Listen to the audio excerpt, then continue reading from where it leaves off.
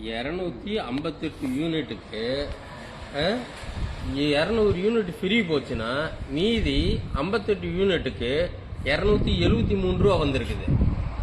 அப்படின்னா 273 வகுத்தல் 58ன்னா 4 ரூபா 70 காசு வந்திருக்குது. இதே போன மாசம் எவ்வளவு வந்திருக்குது? 206 யூனிட் எரிச்சிருக்கேன், எனக்கு பில்லு 263 ரூபா வந்திருக்குது.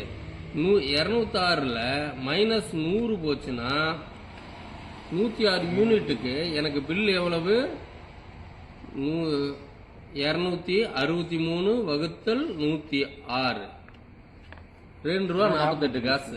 இதுல எங்க கரண்ட் பில் நீங்க குறைச்சிருக்கிறீங்க? 2 ரூபா 48 இருந்ததை 4 ரூபா 70 காசு ஆக்கியிருக்கிறீங்க. இதுல யார நீங்க ஏமாத்துறீங்க? ஆட்சிக்கு வந்து ஏன் இப்படி ஏமாத்துறீங்க?